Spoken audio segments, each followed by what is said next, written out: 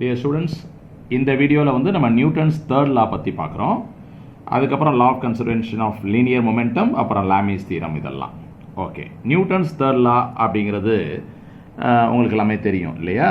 Every action has equal and opposite reaction. இது Newton's third law. So Newton's third law வந்து every action has equal and opposite reaction. So இதில் மிகப்பெரிய விஷயம் இருக்குது. எப்போதுமே இந்த சயின்டிஸ்ட் சொல்லக்கூடிய லாலாம் நம்ம திருக்குறள் மாதிரி தான், ப்ரீஃபாக இருக்கும், அதே சமயத்தில் அதில் ஒரு மிகப்பெரிய விஷயம் இருக்கும் இல்லையா? இதில் எவ்ரி அப்படின்னு சொல்லியிருக்காரு பாருங்கள், எல்லா சமயத்துலையும் ஆக்ஷனுக்கு ஈக்குவலாக ஆப்போசிட் டைரக்ஷனில் ரியாக்ஷன் இருக்கும் அப்படிங்கிறது தான். ஓகே, இதை நல்லா புரிஞ்சுக்கணும். ஒரு சில உதாரணங்கள் இங்கே பாருங்கள். இப்போ நம்ம ரோட்டில் நடந்து போகிறோம் அப்படின்னு சொன்னால், நம்ம நடந்து போகிறதுக்கு காரணம் வந்து ரோடு நமக்கு கொடுக்கக்கூடிய ரியாக்ஷன். அது உங்களுக்கு புரிஞ்சுக்க முடியுதா? நம்ம கால் வந்து அப்படி கீழே உதைக்கும் போது அந்த ரோடு, அந்த தரை நம்ம மேலே ஒரு ஃபோர்ஸை கொடுக்குது. அந்த ஃபோர்ஸோட காம்போனன்ட் வந்து ஹரிசாண்டல் காம்போனன்ட் அதில் கிடைக்குது. அதனால தான் நம்ம நடக்கிறோம். அதாவது இந்த ரியாக்ஷனுடைய டைரக்ஷன் இப்படி இருக்குது, நம்ம அப்படி உதைக்கும் போது அதுக்கு ஆப்போசிட்டாக இருக்குது. இந்த ஃபோர்ஸுக்கு ஒரு ஹரிசாண்டல் காம்போனன்ட் உண்டு, வர்டிக்கல் காம்போனன்ட் உண்டு. வர்டிக்கல் காம்போனன்ட் நம்ம வெயிட்டை பேலன்ஸ் பண்ணுது. இந்த ஹரிசாண்டல் காம்போனன்ட் தான் நம்ம நடக்கிறதுக்கு காரணம். இந்த நம்ம ரோடை புஷ் பண்ணுறோம், ரோடு நம்மளை புஷ் பண்ணுது அப்படிங்கிறது தான் உண்மை.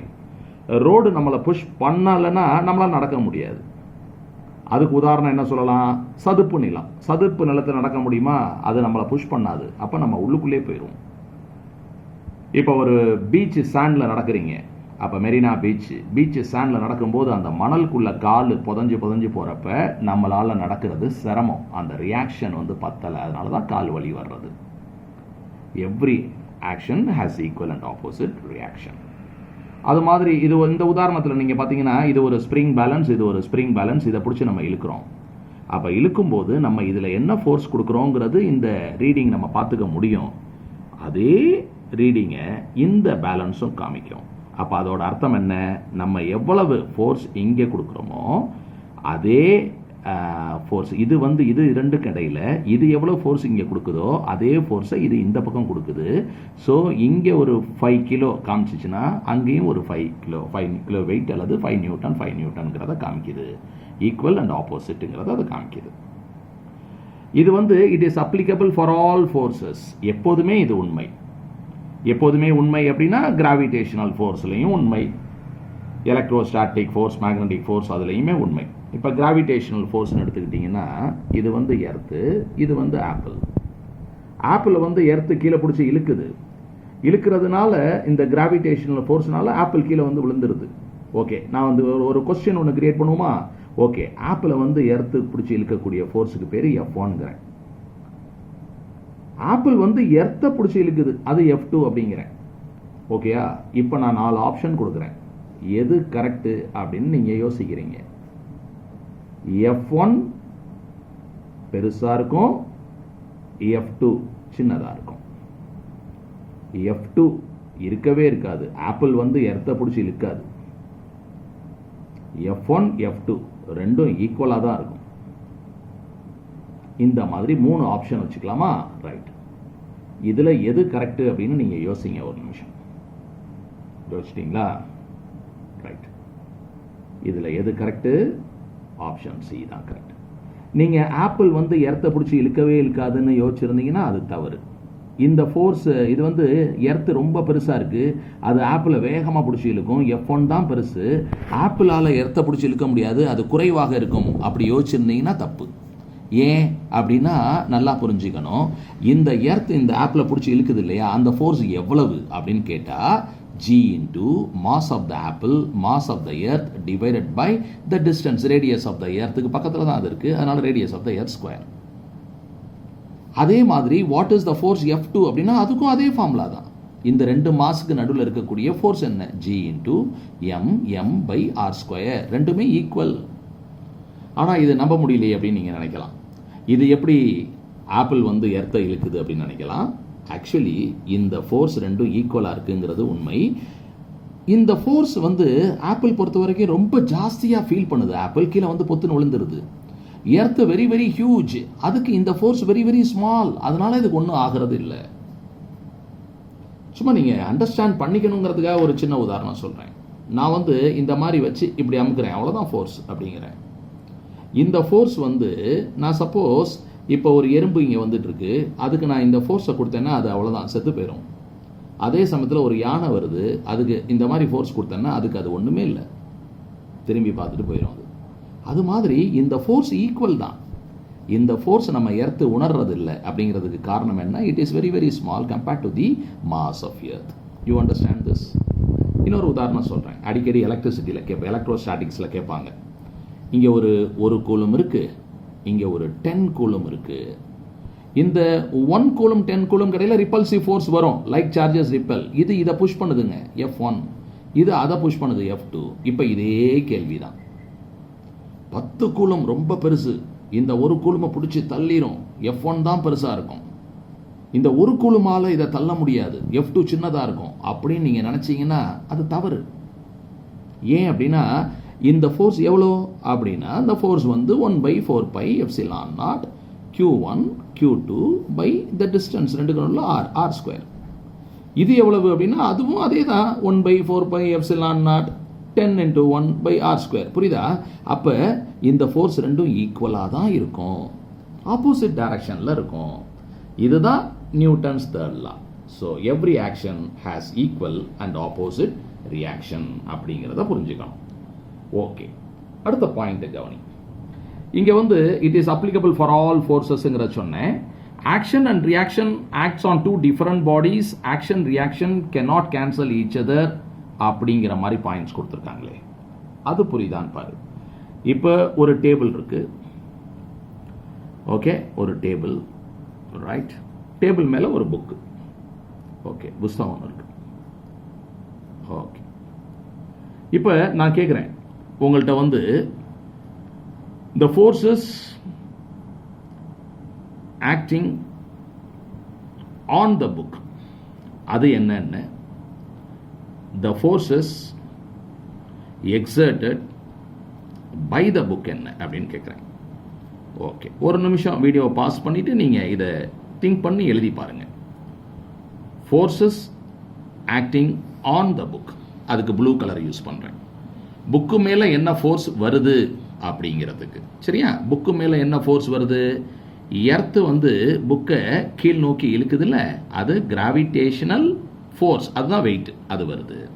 ஓகே, புக்கு மேலே வேற என்ன ஃபோர்ஸ் வருது அப்படின்னா இந்த டேபிள் இருக்குல்ல, அந்த டேபிள் இந்த புக்கை அமுக்கிறதுனால டேபிள் அந்த புக்கை தாங்கி பிடிக்குது இல்லையா?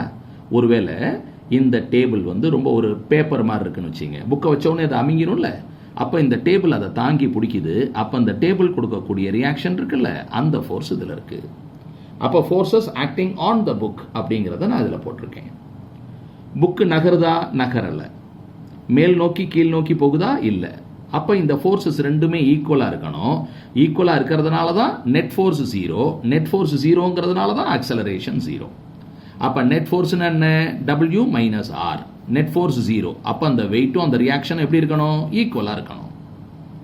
ஓகே, அடுத்தது forces exerted by the book அப்படிங்கிறேன். புக்கு என்ன ஃபோர்ஸ் கொடுக்குதுன்னு கேட்குறேன். புக்கு என்ன ஃபோர்ஸ் கொடுக்குது அப்படின்னா எர்த்து புக்கை பிடிச்சி இழுக்கிற மாதிரி எர்த்தை புக்கு பிடிச்சி இழுக்குது. எப்படி இந்த ஆப்பிள் இழுக்குதுன்னு சொன்னோமோ அது மாதிரி எர்த்தை புக்கு பிடிச்சி இழுக்குது. That is the force on the earth by the book. அது இது 1ன்னு போடுறேன். இந்த 1 அப்படிங்கிறதுக்கான ரியாக்ஷன் இது. ஆக்ஷன் புக்கில் இருக்கு, ரியாக்ஷன் எர்த்தில் இருக்கு, ரைட். அப்புறம் force exerted by the book அப்படின்னா என்னன்னா புக்கு வந்து டேபிள் மேலே ஒரு ஃபோர்ஸை கொடுக்குது, டேபிள் மேலே கொடுக்குது ஃபோர்ஸ். டேபிள் மேலே புக்கு கொடுக்கக்கூடிய ஃபோர்ஸ் இருக்குல்ல, அது ஆக்ஷன். இது 2ன்னு போடுறேன். அதுக்கான ரியாக்ஷன் இங்கே 2ன்னு போடுறேன். அதுக்கான ரியாக்ஷன் தான் டேபிள் புக்கு மேலே கொடுக்கறது. புரிஞ்சுக்க முடியுதா? அப்போ இதில் நீங்கள் என்ன புரிஞ்சுக்கிறீங்க?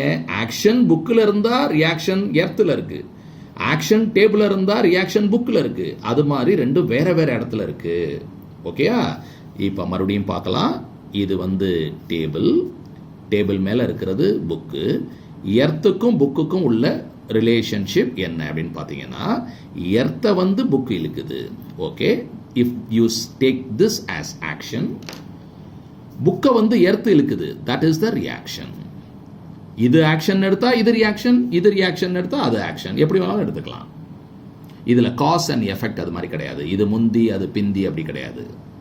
ஆக்ஷன் இல்லாமல் ரியாக்ஷன் இல்லை, ரியாக்ஷன் இல்லாமல் ஆக்ஷன் இல்லை. ஓகே, இது உங்களுக்கு புரியணும். இது வந்து புக்கையும் எர்த்தையும் வச்சு சொல்லியிருக்கேன். இப்போ புக்கையும் டேபிளையும் வச்சு சொல்றேன். இது வந்து டேபிள், டேபிள் மேல இருக்கிறது புக்கு. இப்போ என்ன மாதிரியான ஃபோர்ஸஸ் வருது, எப்படி வருது அப்படின்னா, புக்கு வந்து டேபிள் மேல அதோட எடையை கொடுக்குது, ஒரு ஃபோர்ஸை கொடுக்குது, அழுத்துது. புக்கு கை மேல ஒரு வெயிட்டை வச்சோம்னா கை அது அழுத்துது இல்லையா? அப்போ டேபிள் வந்து என்ன பண்ணுது, டேபிள் வந்து புக்கு இது வந்து அழுத்துறதுனால அதுக்கான ரியாக்ஷன் அது கொடுக்குது. சரியா? இது வந்து டேபிள் மேல நடக்குது, இது புக்கு மேல நடக்குது. ஒன்று ஆக்ஷன் அப்படின்னா இன்னொன்று ரியாக்ஷன். ஓகே, இது உங்களுக்கு புரிஞ்சுக்க முடியுது இல்லையா? So that you should understand. இது எல்லாமே நியூட்டன்ஸ் தேர்ட் லாவை பேஸ் பண்ணி தான் இதெல்லாம் வருது. ஓகே, இங்கே வாங்க. ஸோ நம்ம இப்போ என்ன பார்த்தோம், action and reaction act on two different bodies. இது வேற அது வேற இதில் நடக்கும். ஒன்னே ஆப்போசிட்டாக இருக்குன்னு சொல்லிட்டு கூட்டிடவோ கழிச்சிடவோ கூடாது. Action and reaction cannot cancel each other. ரெண்டும் கேன்சல் ஆயிரும்னு சொல்லிடக்கூடாது. Action cannot occur without reaction. Reaction இல்லைன்னா ஆக்ஷன் நடக்கவே முடியாது. இப்போ நடக்கும்போது நம்ம காலை அழுத்தும் போது தர நம்ம மேலே அழுத்தணும். ஆக்ஷன் ரியாக்ஷன் ரெண்டும் இருக்கணும். அப்படி இப்போ சதுப்பு நிலம் அப்படின்னு சொன்னால், சதுப்பு நிலத்தில் நம்ம கால் அழுத்தின உடனே அது வந்து தாங்கலை, அது ரியாக்ஷனே கொடுக்கல. அப்போ என்ன ஆயிடுது, நம்ம புஷ்ஷுன்னு உள்ளே இறங்கிடுறோம். அப்போ ரியாக்ஷன் இல்லாமல் ஆக்ஷன் மட்டும் இருக்க முடியுமா? முடியாது. அப்படிங்கிறது தான் இது குறிக்குது.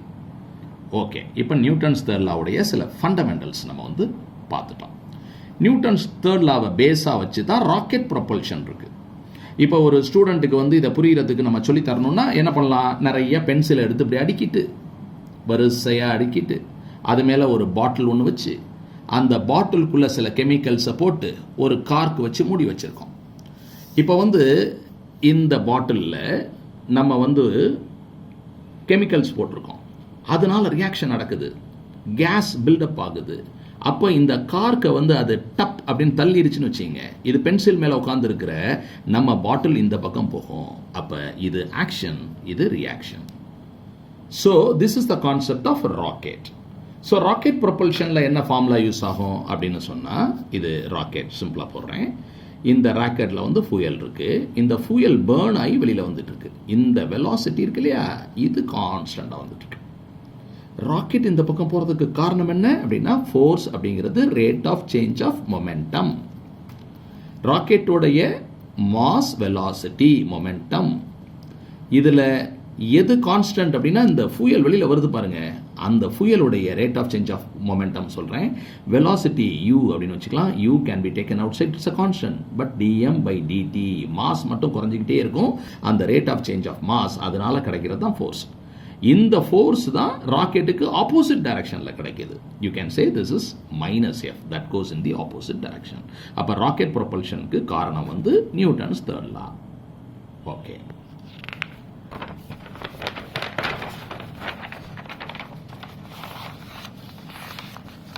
ரைட். அடுத்த கான்செப்ட் வந்து law of conservation of momentum. இது நான் இன்னொரு வீடியோவில் போட்டிருக்கேன், நம்ம யூடியூப்ல அது அவைலபிளாக இருக்குது, நீங்கள் கொஞ்சம் சர்ச் பண்ணி பார்த்துங்க. அதில் வந்து law of conservation of momentum அப்படிங்கிற டாப்பிக்கை பற்றி கிளியராக டிஸ்கஸ் பண்ணி அதில் ஒரு ப்ராப்ளம் ஒன்று போட்டிருக்கேன். அதை நீங்கள் பார்த்து அதை புரிஞ்சுக்கோங்க. இன்னும் ஒரு ப்ராப்ளம் வேணால் நம்ம இங்கே போடலாம். Law of conservation of momentum base பண்ணி ஒரு இன்ட்ரெஸ்டிங்கான ப்ராப்ளம் போடலாம். ஓகேயா? கவனி. இது வந்து ஒரு போட்டு. சரி, இந்த போட்டு வந்து ஒரு 320 கிலோ இருக்கு. இங்கே ஒரு மனிதன் நின்றுட்டு இருக்காரு போட்டில். இவர் வந்து 80 கிலோ இருக்காரு. இப்போ கரையில் வெளியில் ஒருத்தர் உட்காந்துருக்காரு, ஒரு பெஞ்சு மேலே ஒருத்தர் உட்காந்துருக்காரு. இவர் ஸ்டேஷனரி அப்சர்வர். இவரை பார்த்துட்டு இருக்காரு. இப்போ இவர் என்ன பண்றாருன்னா இப்படி நடக்கிறாரு. Velocity 1 metre per second. Right. இப்போ கேள்வி என்னன்னா, ஒரு 4 செகண்ட் டைம் எடுத்துக்கிட்டோம்னா இவரை பொறுத்த வரைக்கும் இவர் எவ்வளவு தூரம் நகர்ந்திருப்பார்? The movement of this man, the displacement of the man with respect to displacement of the man with respect to the stationary observer நம்ம பார்க்கிறோம்.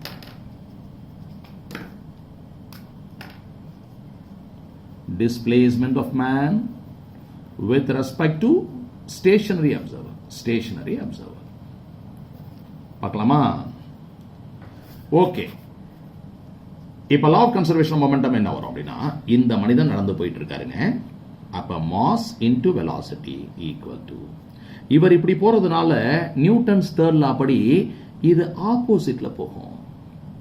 ஆப்போசிட்ல போகும்போது போட் ஆப்போசிட்ல போகுது அப்படின்னா கேபிட்டல் எம் இன்டு வின்னு போட்டக்கூடாது, தவறு. போட் அந்த மனிதனையும் தூக்கிட்டு தான் போகுது. அப்ப மொமெண்டம் எழுதும்போது எப்படி எழுதணும்? இந்த ஆள் இந்த பக்கம் போறாரு, ஓகே, மாஸ் இன்டு வெலாசிட்டி. இந்த போட் அந்த ஆளையும் சேர்த்து எடுத்துக்கிட்டு அந்த பக்கம் போகுது. அப்ப m plus m into v. You understand this? v1 v2 போட்டுக்கலாமா? ஓகே, இப்ப இவருக்கு இந்த வெலாசிட்டி கண்டுபிடிக்க போறேன். Okay, mass mass of the man 80, அவரோட வெலாசிட்டி 1. இந்த 80 322 கூட்டுங்க, அது 400. அதோட வெலாசிட்டி v வச்சுக்கலாம், v2. இப்போ இந்த 400 இங்க டிவைட் பண்றோம்னா 80 by 400 that is equal to v2. அப்ப v2ங்கிறது என்ன? 1/5 மீட்டர் per செகண்ட். ஓகே, அப்போ இந்த மனிதன் இங்க 1 மீட்டர் per செகண்ட்ல போகும்போது இது 1/5 மீட்டர் per செகண்ட்ல போகும். அப்ப 4 செகண்ட்ல இவர் எவ்வளவு தூரம் வருவாரு? You have to see the relative velocity. அதாவது இந்த மேன் 4 செகண்ட்ல, அவர் வெலாசிட்டி இன்டு டைம் அப்படின்னு சொல்லிட்டு டிஸ்டன்ஸ் டிராவல் இல்லையா? வெலாசிட்டினா டிஸ்டன்ஸ் பை டைம். அப்ப டிஸ்டன்ஸ் டிராவல் அப்படிங்கிறது என்ன? Velocity into time. வெலாசிட்டி அவரோட வெலாசிட்டி 1 இன்டு டைம் 4. அப்ப 4 மீட்டர்ஸ் நீங்க நினைப்பீங்க. ஆனா அதே சமயத்தில் போட் கொஞ்சம் தூரம் அந்த பக்கம் போயிடுச்சுல, அதை கழிக்கணும். அப்ப டிஸ்பிளேஸ்மெண்ட் ஆஃப் த போட் அது எவ்வளவு? அதோட வெலாசிட்டி 1/5. அந்த டைம் 4, அது ஒரு 0.8. அப்ப போட் அவரை கூட்டிட்டு அந்த பக்கம் போயிடுச்சு இல்லையா? அப்ப ஆக்சுவலி இந்த ஸ்டேஷனரி அப்சர்வர் பொறுத்த வரைக்கும் இவர் எவ்வளவு தூரம் வந்திருப்பாரு அப்படின்னு கேட்டா 4ல 0.8 கழிச்சுட்டு 3.2ன்னு சொல்லணும். அல்லது ரிலேட்டிவ் வெலாசிட்டி கான்செப்ட் படி இந்த வெலாசிட்டி 1, இந்த வெலாசிட்டி 1/5ங்கிறப்ப ஆக்சுவல் வெலாசிட்டி அந்த v1 minus v2 which is 1 minus 1/5 which is equal to 4/5ன்னு நீங்க போட்டுட்டு 4/5 in this direction, இதுதான் பெருசு, இந்த டைரக்ஷன்ல வருதுன்னு சொல்லிட்டு அதுக்கப்புறம் அந்த டிஸ்பிளேஸ்மெண்ட் அல்லது டிஸ்டன்ஸ் அந்த x எவ்வளவு அப்படின்னு சொன்னா 4 seconds into 4/5 which is equal to 16/5. ரெண்டால பெருக்கணும்னா 32 கீழே 10, 3.2 மீட்டர். இதே ஆன்சர் நம்ம இந்த மெத்தட்லையும் கொண்டு வரலாம். இப்போ நம்ம பார்க்கறது லாமீஸ் தியரம். ஓகே, இது என்னன்னு பார்க்கலாமா? ஓகே, கவனிங்க பாருங்க. 3 concurrent forces. கன்கரண்ட் ஃபோர்ஸஸ்னா ஒரு புள்ளி வழியாக ஒரு பர்டிகுலர் பாயிண்ட்ல 3 ஃபோர்ஸ் ஆக்ட் பண்ணுது. அந்த மாதிரி 3 concurrent forces, ஒரு புள்ளி வழியாக செயல்படுகின்ற விசைகள். they are in equilibrium, அதாவது ரிசல்டன்ட் 0. இது 3 சேர்ந்து ஒரு ட்ரையாங்கிளை ஃபார்ம் பண்ணும் அப்படின்னு அர்த்தம். Forms a triangle. ஓகேயா? இப்போ இது p வெக்டர், இது q வெக்டர், இது r வெக்டர் அப்படின்னா இது 3 சேர்ந்து it will become 0. The resultant will be equal to 0. The net force will be equal to 0. அந்த மாதிரி கண்டிஷன் இருந்தால் அப்ப லாமீஸ் தியரத்தை அப்ளை பண்ணலாம். லாமீஸ் தியரம்ங்கிறது என்ன அப்படின்னா, இதுக்கு ஆப்போசிட்ல இங்க ஆல்பா, இந்த கியூக்கு ஆப்போசிட்ல இங்க பீட்டா.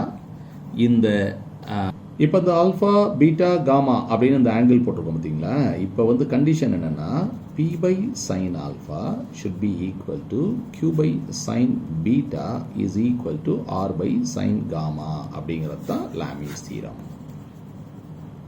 லாமீஸ் தியரம். ஓகே, இப்போ இங்க பார்க்கலாம். இங்க வாங்க. இப்போ இது f1க்கு ஆப்போசிட்டா இருக்கிறது ஆல்பா, இது f2 ஆப்போசிட்டா இருக்கிறது பீட்டா, f3 ஆப்போசிட்டா இருக்கிறது காமா. அதனால என்ன கொடுத்திருக்கோம்? f1 by sin alpha is equal to f2 by sin beta is equal to f3 by sin gamma. This is Lami's theorem. Okay, ஒரு சிச்சுவேஷன் ஒன்று சொல்றேன். ஒரு உதாரணத்துக்கு, சப்போஸ் இந்த ஆங்கிள், ஏதாவது ஒரு ஆங்கிள் நம்ம f1க்கு ஆப்போசிட்ல இருக்குல்ல, அந்த ஆங்கிள் சப்போஸ் 90 டிகிரி இருக்குன்னு வச்சுக்கலாமா? அப்போ இது f1 ஏதோ ஒரு டைரக்ஷனில் போயிட்டு இருக்கு. This is f2, this is f3. Here it is 90 degree. Then இப்போ f1, f2, f3 மூணுக்கும் இடையில ஒரு ஈஸியான ஒரு ஞாபகம் வச்சுக்கக்கூடிய ஒரு ஃபார்முலா ஒன்று வரும். அது என்னன்னு பார்ப்போம். ஓகே, இப்போ இது 90 டிகிரி. இந்த ஆங்கிளை நான் தீட்டான்னு எடுத்துக்கிறேன்னு வச்சுக்கோங்க. அப்போ இந்த ஆங்கிள் எவ்வளவு இருக்கும்? இந்த ஆங்கிள் 270 மைனஸ் தீட்டா இருக்கும். ஏன் அப்படின்னா இது மூணையும் ஆட் பண்ணால் 360 வரணும். வருதா? 90 இருக்கு, அப்புறம் தீட்டா இருக்குது, 270 மைனஸ் தீட்டா இருக்குது, ப்ளஸ் தீட்டா இருக்குது, இது கேன்சல் ஆகும், ஆட் பண்ணால் 360 வருது. கரெக்டாக இருக்குது. ஓகே தானே? அப்போ f1 divided by sin 90 is equal to, இதுக்கு opposite angle. Okay, f2 divide by sin 270 minus theta, இது வந்து sin தீட்டா இப்படி வருது. sin 270 மைனஸ் தீட்டானா இது வந்து தேர்ட் குவாட்ரண்ட்ல இருக்கு. ஆல் சில்வர் டீ கப்ஸ் படிச்சிருப்பீங்க.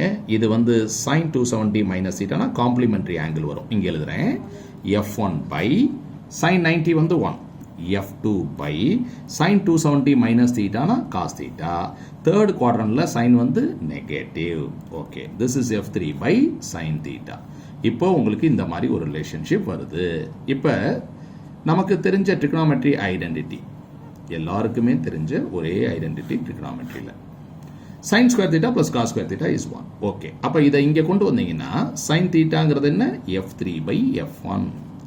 சரி, காஸ் தீட்டாங்கிறது என்ன அப்படின்னா இது ரெண்டையும் எடுத்துக்கோ. காஸ் தீட்டா அப்படிங்கிறது f2 by f1 with a minus sign. Okay, இப்போ சைன் ஸ்கொயர் பண்ணு அப்படின்னா என்ன அர்த்தம், f3 பை f1க்கு ஸ்கொயர் பண்ணுறேன், காசை ஸ்கொயர் பண்ணுறேன், மைனஸ் ஸ்கொயர் பண்ணாலும் ப்ளஸ் ஆயிரும் இல்லையா, ஸ்கொயர் பண்ணுறேன், equal to 1. So f3 square by f1 square, இது f2 square by f1 square equal to 1. இது அந்த பக்கம் கொண்டு போயிடலாம். அப்போ f3 square plus f2 square is equal to f1 ஸ்கொயர்னு கிடைக்குது. ஸோ இந்த மாதிரி ஒரு ஈஸியான ஃபார்முலாவை ஞாபகம் வச்சுக்கணும் நம்ம. எப்போ அப்படின்னா லாமிஸ் தியரத்தில் ரெண்டு ஃபோர்ஸுக்கு நடுவில் 90 டிகிரி வந்தால். ஓகே, இதுக்கு என்ன காரணம் அப்படின்னு சொல்லட்டுமா.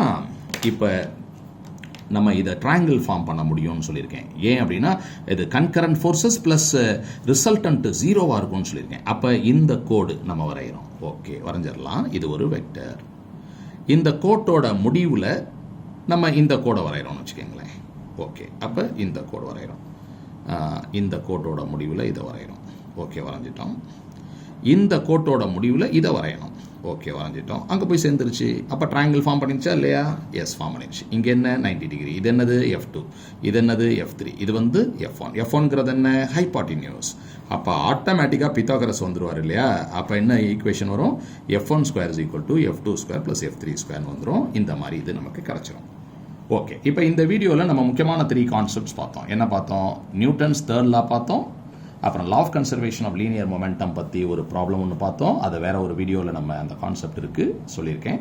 லாமிஸ் தியரம் என்ன ஏது அப்படின்னு நம்ம பார்த்தோம். அடுத்த வீடியோவில் வந்து இதை பேஸ் பண்ணி நிறைய ப்ராப்ளம்ஸ் நம்ம வந்து பார்க்கலாம். அப்புறம் இன்னொரு விஷயம் நம்ம வியூவர்ஸ்க்காக நான் சொல்ல விரும்புகிறது வந்து, நம்ம சக்தி நீட் அகாடமியில் வந்து ஃபிசிக்ஸுக்கு மட்டும் இல்லை, கம்ப்ளீட் நீட்டுக்கு வந்து ஆன்லைன் கோர்ஸ் வந்து நடத்துகிறோம்.